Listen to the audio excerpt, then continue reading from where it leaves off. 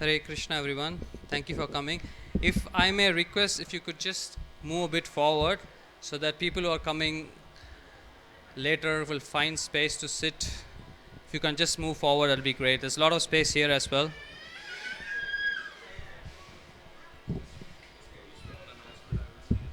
Yeah, sure. Okay, sure.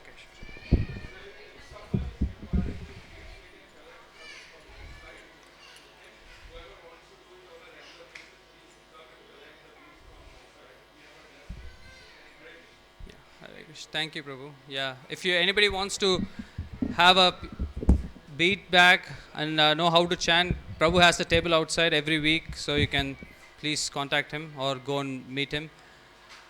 So we're just going to have a small kirtan and then we'll have a talk on Bhagavad Gita, and following that there'll be Arati. So yeah, so come forward, please.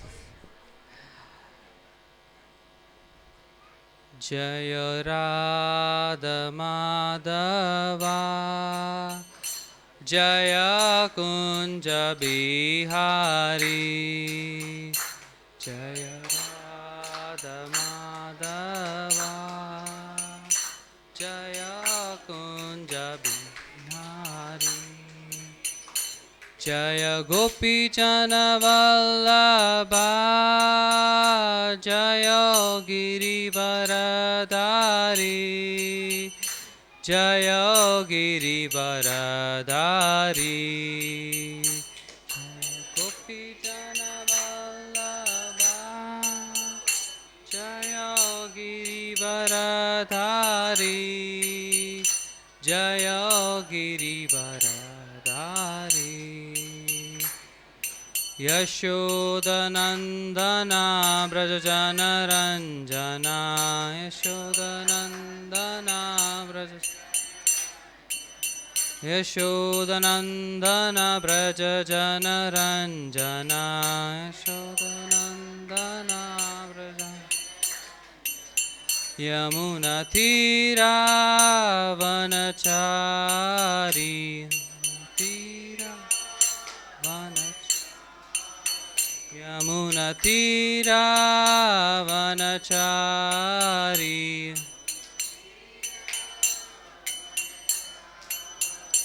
Hare Krishna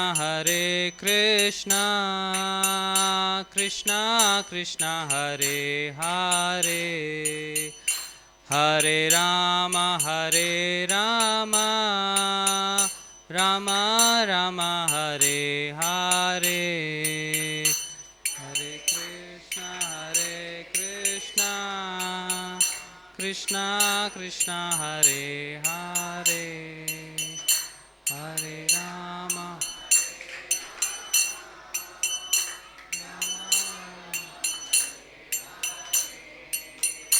Hare Krishna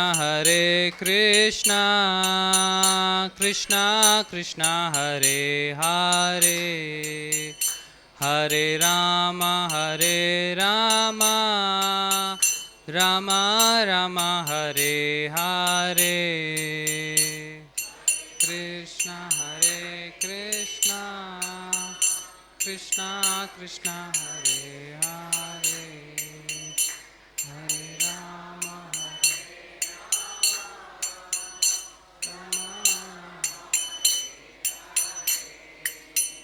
Hare Krishna Krishna Krishna Hare Hare Hare Rama Rama Rama Hare Hare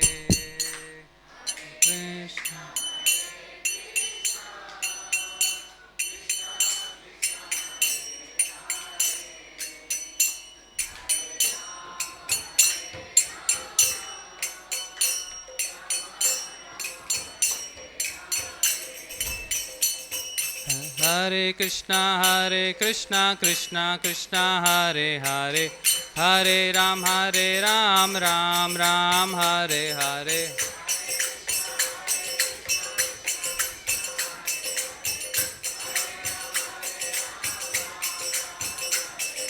Hare Krishna, Krishna Krishna, Hare Hare, Hare Ram, Ram Ram, Hare Hare, Hare Krishna.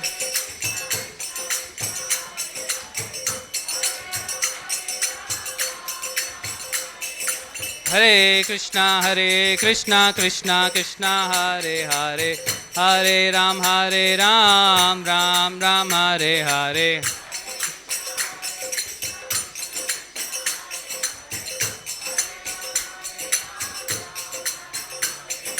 Hare Krishna, Krishna Hare Hare, Hare Ram, Ram Hare Hare.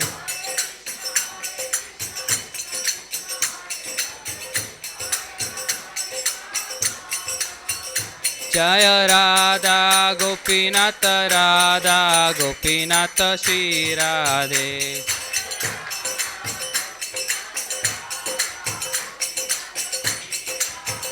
Jaya Radha Gopinatha, Radha Gopinatha Shri Radhe.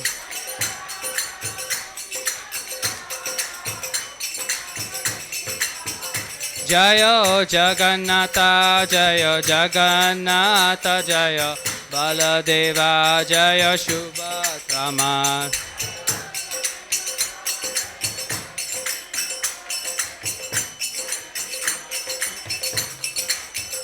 Jaya Gauranita, Jaya Gauranita, Jaya Gauranita, Jaya Gauranita.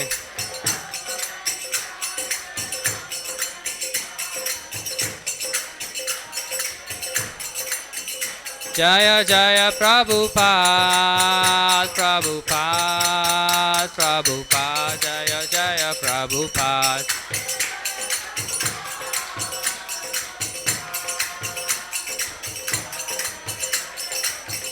Jaya Jaya Prabhupada, Prabhupada, Prabhupada, Jaya Jaya Prabhupada.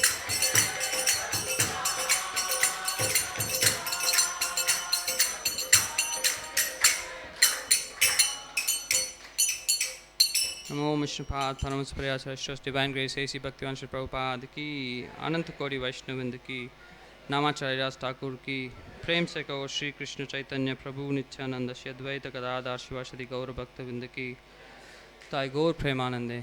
All glories to assembled devotees, all glories to assembled devotees, all glories to us devotees, all glories to Shri Shri Guru and Gauranga, all glories to Prabhupada ki Jai.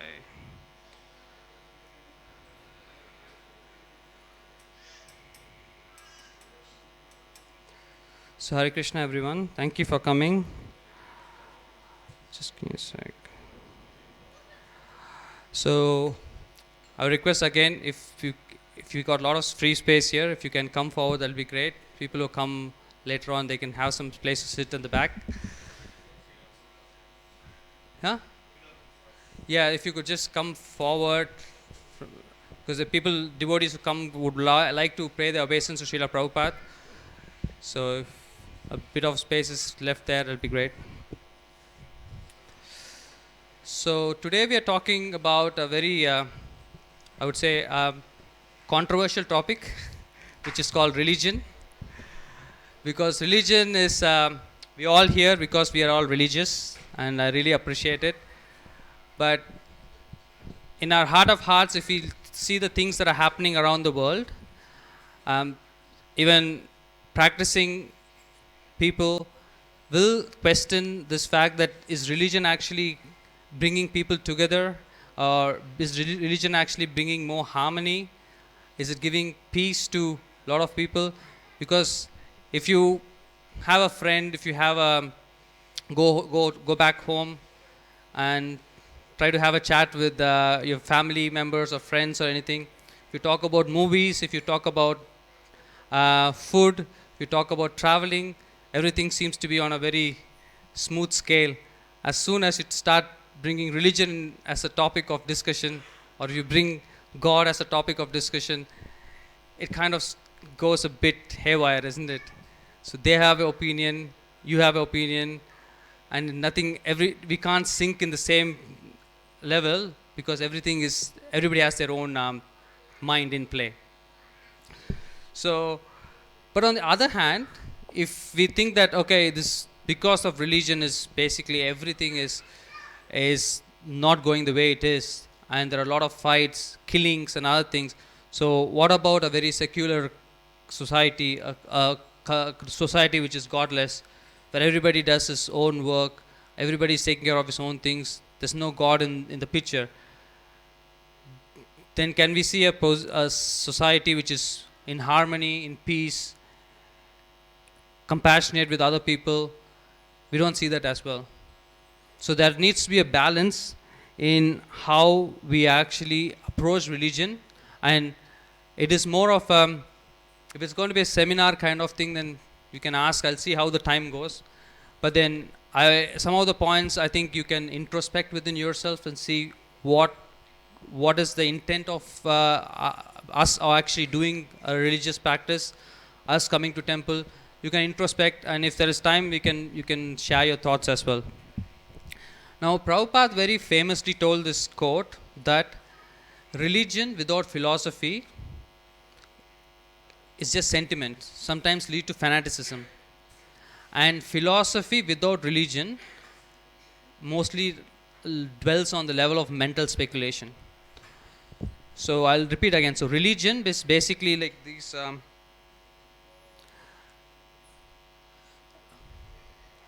one sec, give me a sec. So religion is basically all this ceremonies, the puja, or everything that we do. If it is not backed up with philosophy, the reason why we need to do as to why this needs to be happen, then it becomes very sentimental, and then sometimes it becomes fanatical also. Or this is how it needs to be done. This is not how you need to do. And the example is Prabhupada used to tell a story, which is basically there was a marriage happening. Okay, the daughter, the mother-in-law, or the daughter's mother was busy preparing, arranging everything required for the marriage. Now, there was a cat in the house which was running here and there and causing havoc. So the mother, the bridegroom's mother, what she did is like she asked the servants to basically put the cat under a basket or something, so that it's not disturbing. Now this was done and the marriage went well. And then years later, about 25-30 years later, when the bridegroom, who's now a mother, when her daughter was getting married, now everything was set, she was doing everything was perfect, and suddenly she's like called out, "Did anybody get the cat?" And I'm like, I said, "Nobody, there's no cat here." I said, "You need to get a cat, because when I got married, my mom put a cat under a basket, and that is how everything needs to be done." So they actually went, found a cat, and then put it under a basket, so that everything is like, according to the tradition, as they say. Now that's where it becomes sometimes sentimental, or it becomes fanaticism. Now on the other hand, if you have a lot of philosophy but no religion or practice to it, then it's all becomes in just a mental speculation, or just theoretical. There is no way that you can relate to it. So that needs to be that balance, where we need to know where you need to apply your mental, like the theory, and where we need to apply the practice. So for example, it said, if we all talk about the glories of Ekadashi, like practicing devotees do vrat on Ekadashi, where they don't eat grains, they eat the fasting food. Now you can talk a lot about, or understand a lot about the benefits of Ekadashi, but then if you just stays there and then you don't practice it, then what's the use of the knowledge? And then sometimes devotees might, or people who are practicing might think, I need to basically do this very strictly, even if at the cost of spoiling my health, I'm just going to do nirjala, or not even drink water. Now that is sometimes leads to fanaticism. It has to be a balance. So if the health or your job, or on a particular day it doesn't suit you fasting, then you can have fruits, or you can have at least water, a lot of hydrate yourself water, and then or if you can just have like sabudana food or like quinoa, which is fasting food. So that is where it becomes, you take your consideration and you take your time, place, and circumstance to into account. Now Krishna says there are 4 kinds of people who don't come to him. Okay, namam duskino muda prapatyante naradama maya prakrita jnana ashuram bhavam ashrita.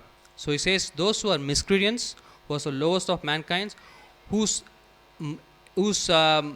mind is delusioned by Maya Devi, and who take atheistic nature or atheistic characteristics, they don't surrender onto me. But at the same time, Krishna says there are 4 kind of people who surrender onto me. Chaturvija bhajante mam. He says those who are pious, okay, Jana Shukriti Arjuna, Artho Jignasor Artharti. Those who are distressed and who are inquisitive, and those who are distressed, inquisitive, and they are and who are looking for wealth, right? And then Jnana Cha Sabata Bharadar Shaba, which means one who is looking for knowledge. These 4 people actually come to me. Now we all here sit under that category, any of these 4 people. Either we come for knowledge, or come for wealth, we are distressed, or we seeking the truth. Now while we are here, what happens is, initially we are very much happy that we are here, but then once we, as similar to like, when you come to a place and then you get to know about the place a bit more, then it becomes, and you start seeing the faults, right? That's why when first time you go to Vrindavan or any of the holy places, you said just go there for 3 days, because 3 days is the minimum where you just start appreciating the place without finding fault on anything. After that, you'll start finding, oh my God, this street needs to be a bit more cleaner. Why are they not like cleaning up this year? This needs to be a bit more organized. Similar, like when we go to India or like whichever home town is, it's nice to be there for 1 month. You enjoy, or like maybe 2 weeks. You enjoy, and then after 1 month, it's like, the traffic needs to be a bit. There should be more signals. People should be following the rules and all these things. We start to compare. So, but in Holy Dham, it's much more lesser. 3 days is the time where you can just go in, do whatever you need, you come back, because our consciousness is not. When we make offense in this Holy Dham, it's very bad. Now, when you come back to a spiritual society like this, then after you stay there for some time, then you start finding the faults. Like, it could be done better. Now, the thing is, now the people who follow might not be at the same level. There might be some imperfections. Now, how do we look at it? Because we have to see that everybody is on a path, it's a journey.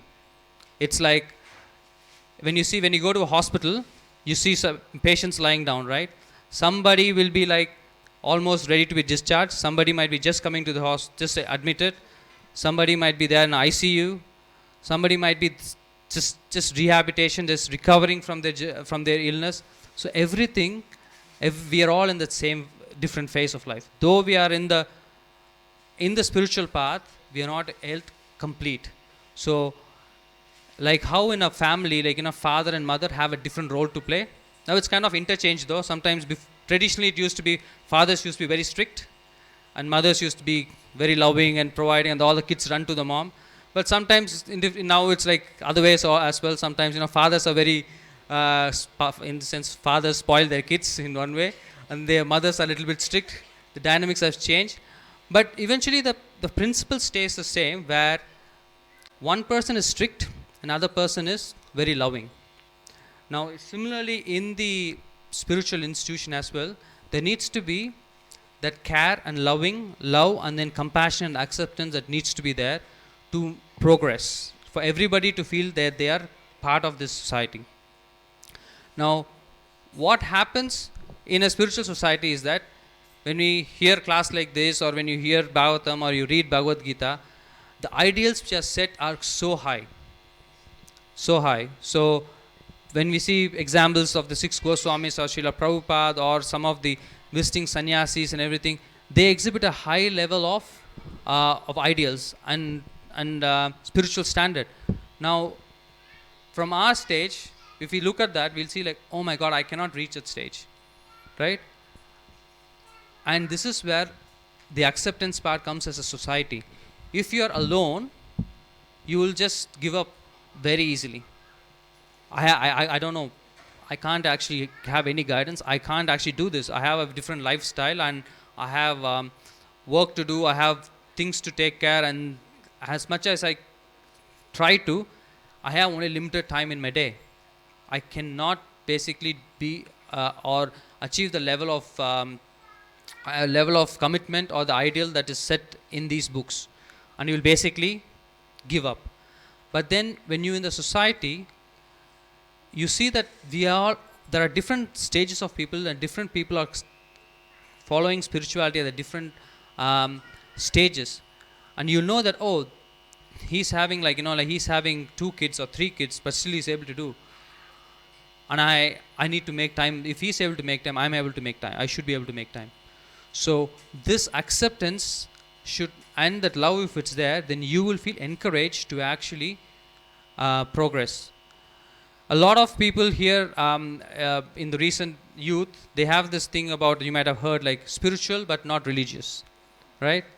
They want to be spiritual but they're not religious, because they don't connect with all these ritualistic ceremonies or ritualistic things that their grandparents have been doing, or if they're new to the culture, whatever they see in social media, they don't connect it to it. Now, what is that which is going to bring them together is a lot of acceptance and love, because if you learn something, then you need to know how and where to implement it. So within ourselves, we can be strict, but then with other people, you need to be a lot of tolerance and acceptance, so that we all actually go together, march towards the path of Sri Sri Radha Gopinath.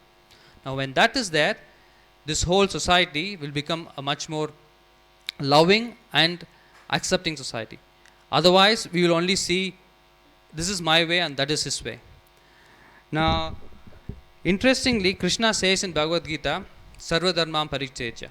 Okay? Now, I am talking about religion. Now, Krishna says, after telling everything to Arjuna, he says, Sarva Dharmam Parityajya, Mam Ekam Saranam Veja. Says, Aham Tam Sarva Papejo Moksha Shami Masuchaka. He says, abandon everything. And sometimes scholars get a little bit confused as well, because Krishna is talking about, Bhagavad Gita is a religious book. Everybody understands that, right?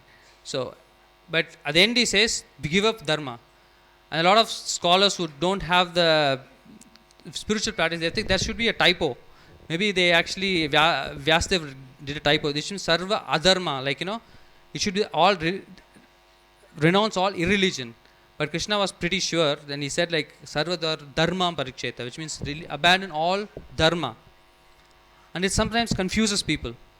Now, why is Krishna saying to abandon dharma? Because dharma is the one which is going to take us back to a righteous path. But why is he saying no? But Krishna here very specifically says dharma because he understands that everybody has a different opinion. Now, we all are here. If I ask you a question, like what is religion according to you? Now, everybody will have a different answer, right? Because we are all in the different stages. Like me, before I started, like you would see me sitting with the chanting bead and I'm giving a class. I remember the day when I know some of you would have come to this Shiksha ceremony, where you start with 1 round or next upgrade, progress to 4 rounds, 8 rounds and 16 rounds, you're given a certificate. The first time that I came to the ceremony, my name was included in for 1 round, and it was done without my permission. So I was so pissed off, and then because they said we have a certificate in your name, it would be nice if you come. So I remember coming all the way. It's like, how can they do that? I don't want to be here. I don't want this certificate. So all I did is sat there for some time, because I think they start with the certificate for those who chant 1 round. So as soon as I got the certificate, I just headed straight out of the temple room, and then straight out back to my home. So that is where everybody starts. nobody here who's giving class or doing service or something, nobody came here coming there, okay, I'm going to come into the temple and I'm going to dedicate my life to Krishna. Nobody came like that. So the knowledge, slowly understanding and being in the association of devotees and slowly hearing the message of Krishna, then your perception changes. And then what happens is your perception of religion changes to what is Krishna telling about religion. Because Krishna, as we know, like Supreme Personality of Godhead, so if he's saying, there should be some reason for it. And we might have to basically challenge our own perceptions about religion and whatever been taught to us. It basically, we need to sometimes unlearn a lot of things. So that's where the whole Krishna is saying sarva dharmam pariktecha. Because you might have an idea of religion, forget about it. Just surrender onto me. But when you surrender, it means like not that I don't have to learn anything. Surrender means, okay, once you surrender means now here, this is the right template that you need to follow. So then our whole spiritual journey starts. Then we start to understand then we go back to second chapter. Basically, first chapter is all about Arjuna asking questions. Second chapter, first Krishna says, you are stupid. You are not the body, you are the soul. You are worrying about things that are not worthy of worrying. Now that actually kind of like, oh my God, like I spent so much money for my body and for things. Now suddenly Krishna saying that's all false. And then after that, that's a shock. And the next important thing that shocks you is that we are not the controller. Krishna is the controller. Now, a whole life is based on this idea that if I do certain thing, so what is engineering teaches you about? When you need to go from step A to step 8, you just have to do step A, 1, 2, 3, 4, 5, and then you reach to step 8. But then here suddenly Krishna says like, you're not the controller, I'm the controller. Now here is where is the difference between one who takes the instructions of Krishna and who doesn't take the instructions of Krishna. Now one who wants to misuse the words of Krishna will use as an excuse like Krishna said not to do anything. So I'll just do whatever I want. If things have to happen, it has to happen. But then if you get proper guidance, Krishna says you need to do your duty. You need to do your part and then I will help you. Now I don't know if you might heard this thing that when the Swayamvara happened for Draupadi, Arjuna was supposed, they had the trial of they have to shoot the eye of the fish, and that is the fish is there. You got to look at down in the water, the reflection, and the fish is actually not even just stationary; it's actually moving. So you got to look at the water here and then shoot the fish in the eye. Now Arjuna says this seems to be quite a very impossible thing, and then Krishna says, don't worry, you focus on the water, you use all your skills to aim at the fish, and then you shoot, and then I will help you. Then Arjuna says, okay, I do everything, what is that you are helping?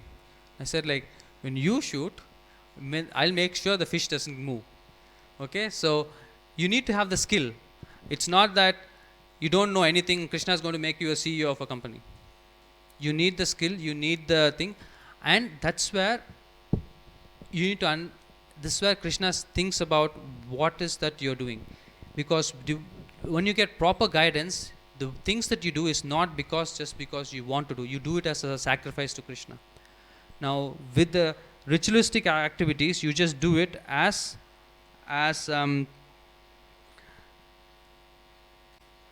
just like as a sentiment. But then here you understand the reason why you do it. That's the main difference. Now,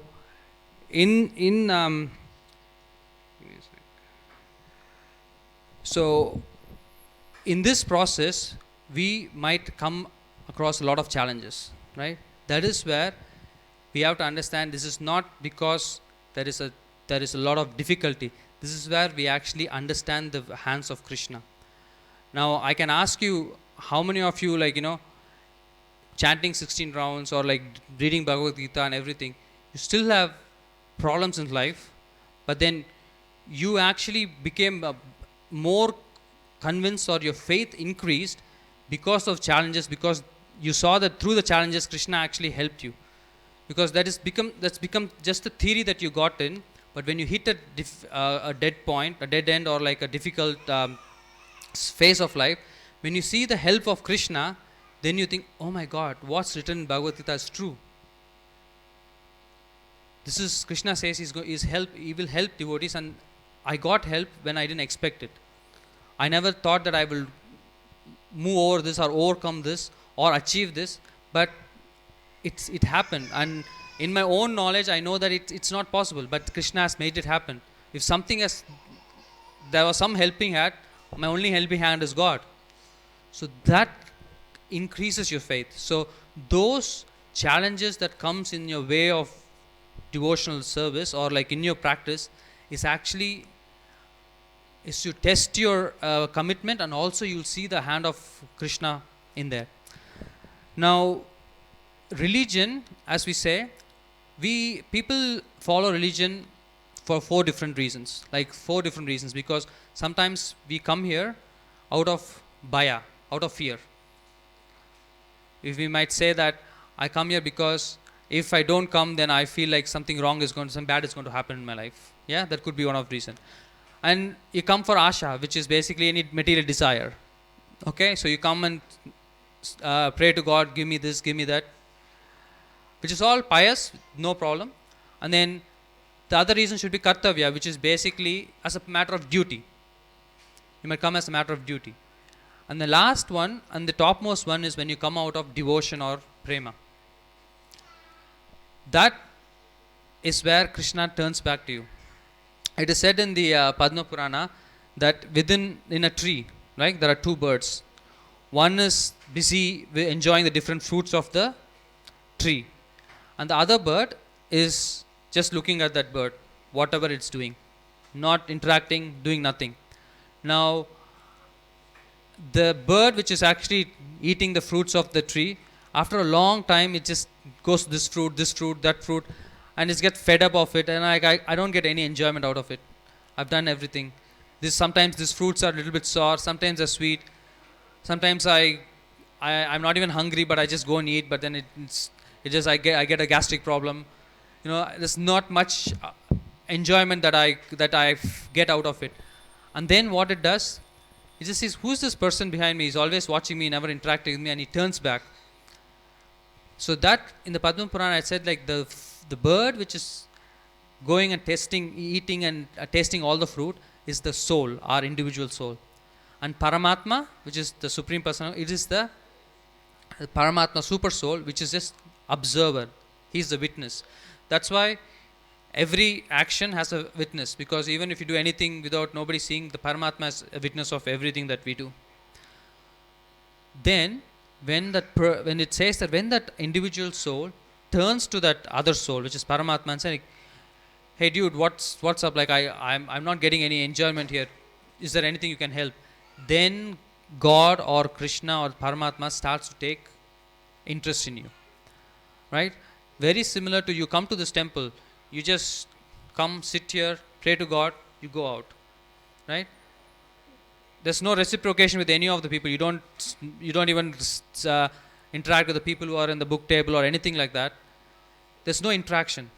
There's no relationship, right? Now, if you come, you say hi to the person who's actually serving the food.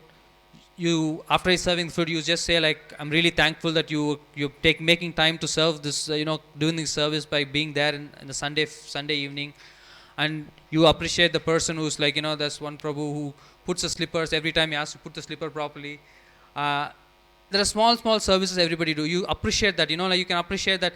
Oh, because of you, like this space, like like on a Sunday evening, like full, and you come in and it's full of slippers. It's like, do I have to swim over the slippers to get to the temple? So that is small things. When you appreciate that, then what happens is that small relationship develops, and then it becomes a hi, and then a hello, and then how are you, and then where are you from, where you're working, and then suddenly you become friends with them. They get to know them, and then suddenly you will be like family friends. Now it's the same thing with God as well. Now that when the individual soul turns to the Paramatma soul, and he asks, guide me, then he'll say, okay, now I will get involved. Because the other three places where you come, when we do religious activity out of fear, out of desire, or um, out of what, like desire, and out of duty, Krishna is like, God is like, okay, you coming out of your own, for your own personal things, I'm separate. But when you come out of devotion, then it's like, oh, that is different. Then I'm interested in you. And the most important thing is, when sometimes when devotees go through suffering, when another person prays for you or me, then God takes a lot of attention.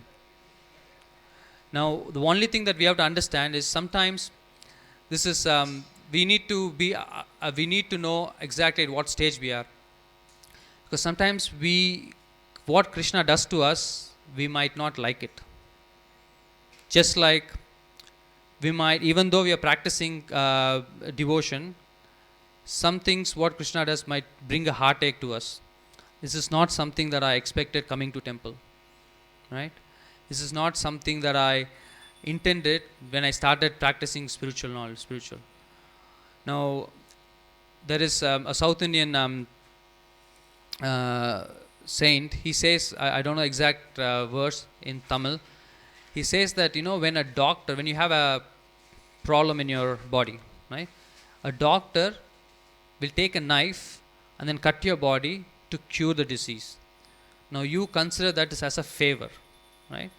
Similarly, God, if He takes a knife and cuts certain part of your, certain aspects of your life to make you more detached, why is that we are actually being angry on God? So it's the same thing. Now, when we appreciate a doctor cutting our body, taking the tumor out, and then stitching it up, but still we have to be in the bed for some time to recovery, and we really appreciate what the doctor has done. Now, similarly, God also sometimes what He does is He takes a knife. He's not cutting our own body because it's His own, it's His property. He's cutting certain aspects of your life, which is basically you're too attached to it. It is not helping you in progress in your spiritual life, or in your life in whatever aspect you're looking for. He cuts it out. Then we think that it's something which is basically is done. We've been unfairly treated. Because end of the day, the only thing which Radha Gopinath needs, of course, we need your time, your resource, your money, everything for the temple to run. Everything is said and done. But then Radha Gopinath's only wish is that in every stage of your life, every day, every year you celebrate your birthday, right? If you came in front of the lordships and says like, last year, from my last birthday to this birthday, I have become closer to you. That is the most wonderful gift that you can give to the lordship, and that is the only thing that he wants. And you just chanted the Hare Krishna mantra, so that means that I want to do service to you. Please engage me in your service. Now, that is the most amazing prayer you can ever pray to God. Apart from all these things, coming out of fear, duty, out of asking for anything, it doesn't impress God. Now, if I have to say about duty, like coming in front of God, like you can still ask God for material things, no problem, right? How many of you here have an iPhone? How many of you have an iPhone? Yeah. So a lot of us have iPhone. Samsung and Android is also good, but I'm just saying. So if you have an iPhone, because I think Samsung kind of it breaks, iPhone is a bit sturdy. If you can use the iPhone for variety of things, right? Still, if I need to poke a nail in the wall, this one, you can still use your iPhone to basically hit a nail in the wall, and it'll still work. But the thing is, is it what the iPhone is meant for, right? So very similar. Here we have the Supreme Personality of Godhead, Krishna. You saying like, you ask me anything, which is basically, I'll give you anything. But we again come back and ask for our own material things. Then it's like, okay, fine. If that is what you want, might as well I give you. There's a nice story about Narada Muni is going around and he sees this old lady, okay, and he wants the old lady, Lord. He goes to Lord Narayan and says like, you need to help her, okay, she's really old, there's nobody to help her, she's struggling every day, so please go and help her. He said, okay, fine, you are my devotee, so I'll go and help her because I don't want to um, disappoint you. So he goes, and this old lady is every day she goes to the forest, cuts woods, and then she carries, and then comes back and then sells them, and that's how she actually makes a livelihood. Now one day he comes and then it starts raining. Sorry, it becomes a bit dark, and then she trips and she falls down, and the whole all the wood and everything is shattered, and she kind of somehow she wants to go home before it's become too dark. So she come out, picks all the sticks, ties it up, but it's quite heavy because wherever she picked her from, like people were like putting it on her head, and she just had to walk. Now she was struggling, and suddenly Lord Narayan comes in front of her and asks like, and she pays obeisance like, how can I help you? And with all the devotion and humility, and with everything, she just holds her hand like this and says, I'm really nice. It's my honor to see you, but can you please put back the pile of wood back in my head? So Narayan's like, okay, fine.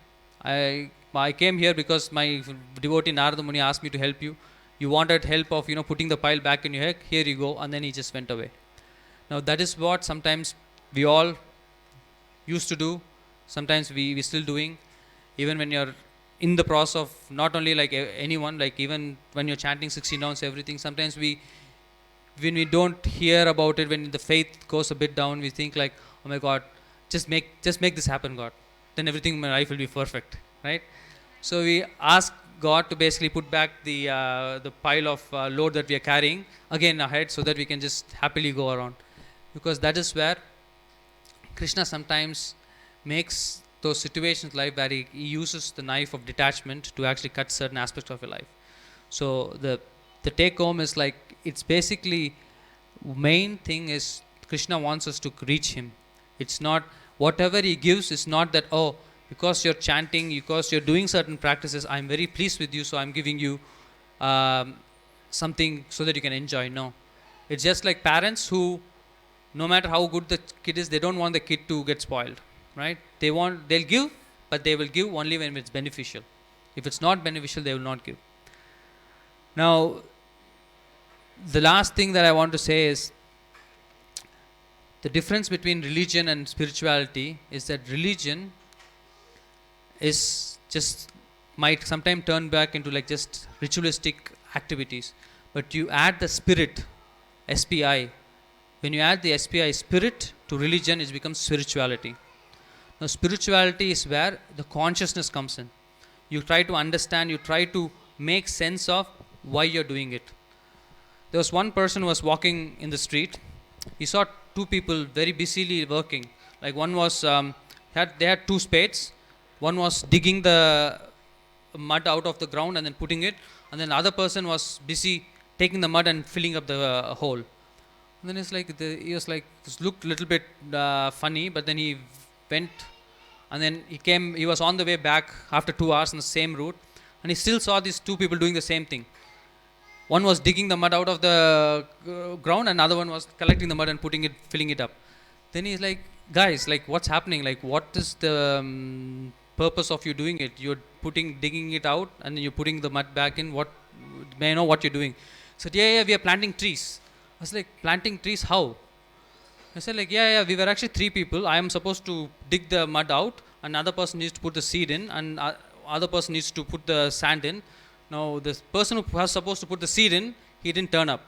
So, but then the work has to go on, right? So we're still doing our duty. So that's what happens with just being religious. Just being religious. The things will go on. Morning you get up, you do your puja, you do your thing. Everything will go on, but then the spirit, the seed is not planted.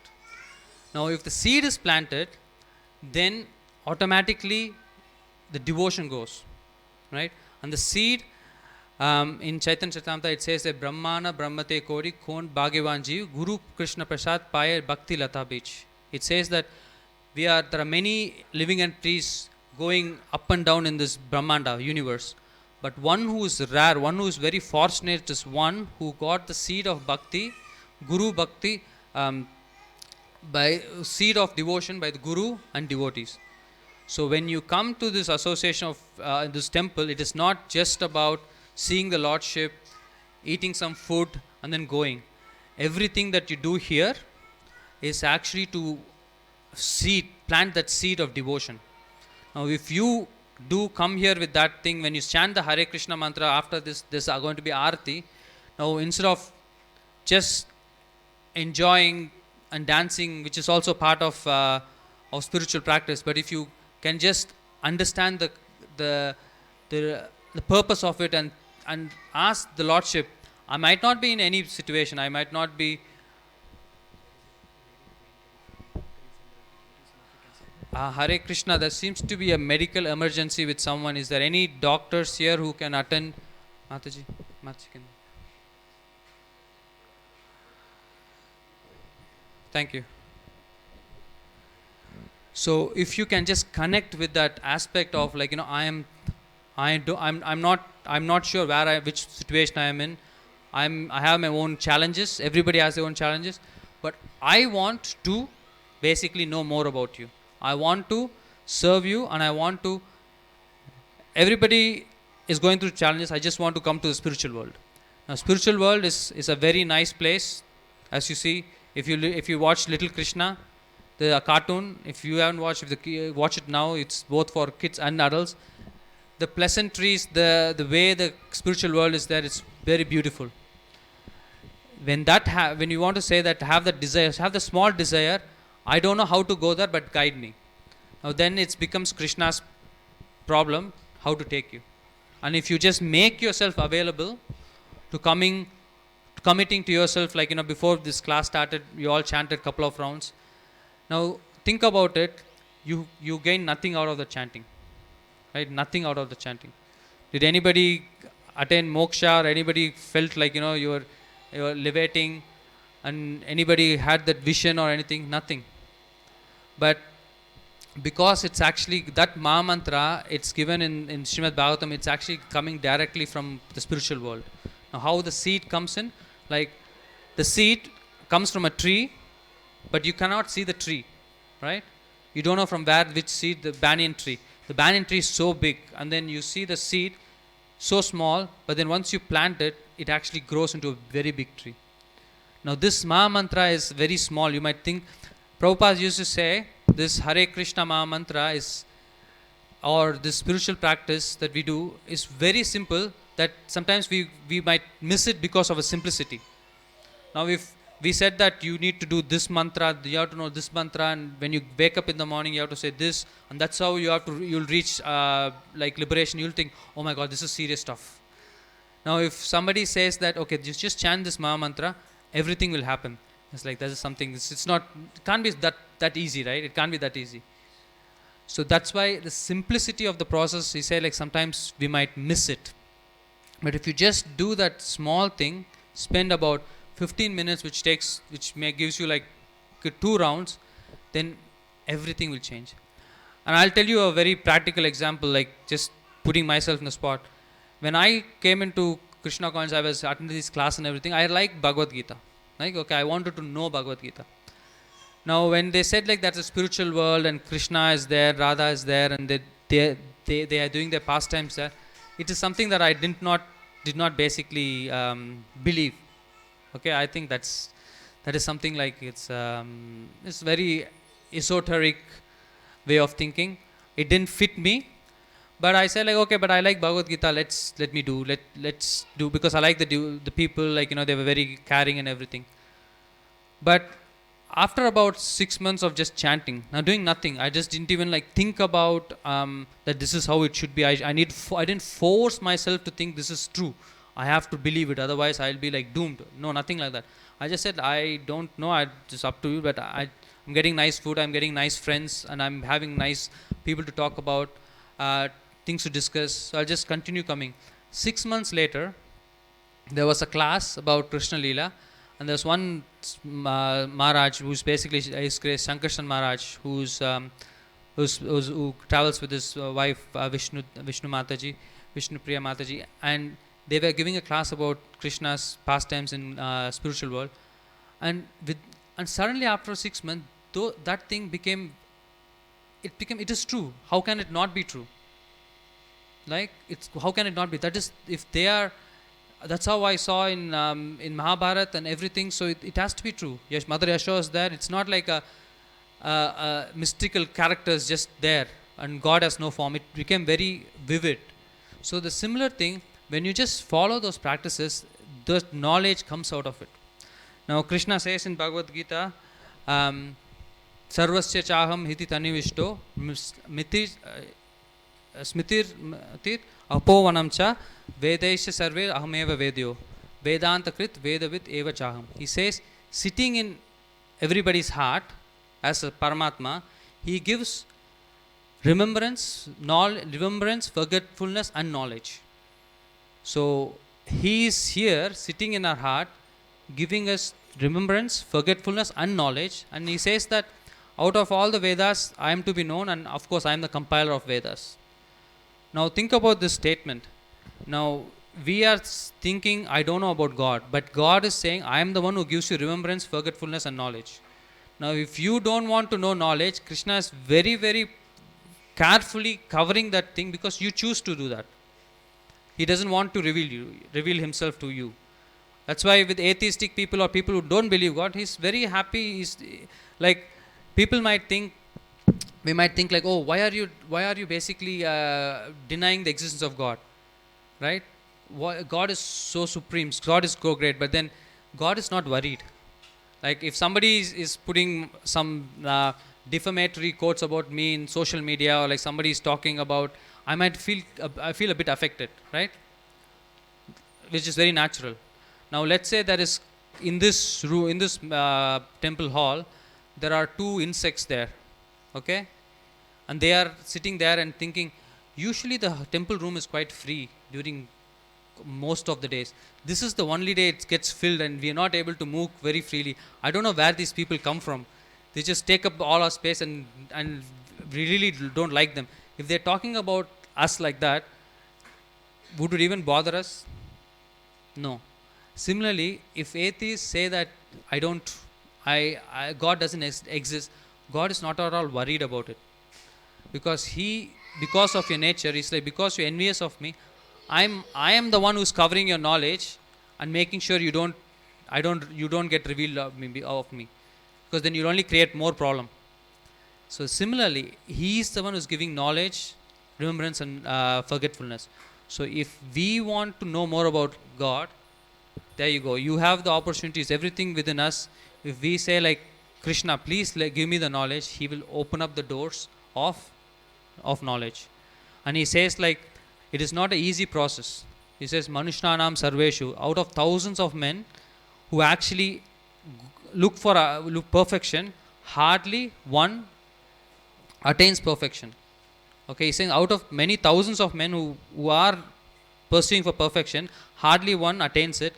And even amongst them, hardly one knows about me in full. So it's a very rare situation, but then it is not very rare if you are sitting here in this room, because we got everything to make you understand that. I'll finish up with the story of our pastime. There was a story of Ramayana that was being taught by lecture was given by Ramanujacharya, and he was telling about the pastime where Vibhishan came, and then in the other party, in the Ram's party, they were like a little bit confused, like whether they should accept Vibhishan because he's from Ravan's army. He might be a spy. So Jambavan and Angad and Sugriv and everybody were actually having a discussion, and Hanuman was also there. But Hanuman said, no, I think we should accept him, because when I went in search of Mother Sita, I saw that he was very devotional person. He was very devotional, and he has no trace of duplicity, so we should accept him. Then Ram said, okay, let's accept him. Now when Ramanacharya was saying this thing, Suddenly one person from the audience suddenly got up, one of his disciple, and he started walking. Then Raman said, "Hey, where are you going? What's happening?" He said, like, "No, I don't have any hope here." He said, "What is the problem? What did I say wrong?" He said, like, Vibhishan is like such a big, great devotee. If he is coming and surrendering to Lord Ram, and then if Lord Ram is not sure whether he should accept him or not accept him, what is my situation? I have no hope, and I don't think the God will ever accept me. So what is the use of? I don't think I have to waste my time here. I need to. It's better I just do something else. Now, Ramancharya said, yes, that's what you said is right, but there's a different aspect to it. He said that when Vibhishan came, he came out of his own accord, right? So the Lord cannot accept people just out of their just when they walk in, but because you are my disciple, the Lord has no right. He says the Lord has no right to dismiss you. He has to accept you. And it could be, I'm not saying this statement just for complacency. It could be either this lifetime or another lifetime. But Lord has to accept you, and He will make sure He puts you in a situations and provides you that environment where you actually come back to Him. So now when we are sitting here and we are actually taking instructions or like, or whatever I'm speaking, the Siksha Guru or the knowledge is coming from Srila Prabhupada. So it is just whoever the speaker here is just transmitting the message that's coming from Srila Prabhupada, is coming from his spiritual master, which is ultimately going to Lord Krishna, and delivering the message. And if a devotee, you come through a devotee, then Krishna has no right. That's why you chant, you take Prabhupada as your Siksha Guru, and once a certain point of time you get initiated, and there is a lot of that process that happens where Lord accepts you, and you are basically creating that bondage, very tight bondage. Even if the child leaves the mother, leaves the family, and says that I don't want to be related to you, I'm fed up of you, the mother and the father will never disconnect the relationship that they have with the child. Similarly, when the connection is made through a devotee, whether you initiate it or not, God will come and take you back. So that's what I'm saying. If you're sitting here, you're assured of the path going back to God. You've been recommended. You're listening to the words of Srila Prabhupada. But then it's also has the other point of you need to do your side of your bargain, keep your side of bargain, and Krishna will actually keep up his words. Okay. Hare Krishna. Thank you very much for patiently hearing. So we will continue with the Aarti. So thank you. Hare Krishna.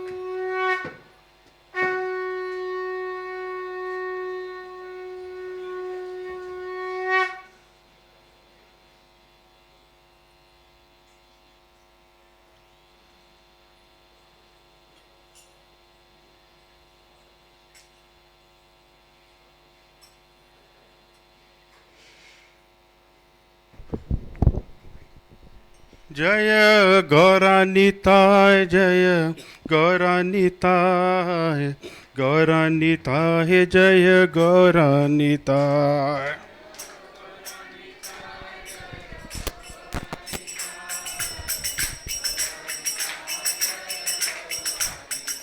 Jaya Jaya Prabhupada,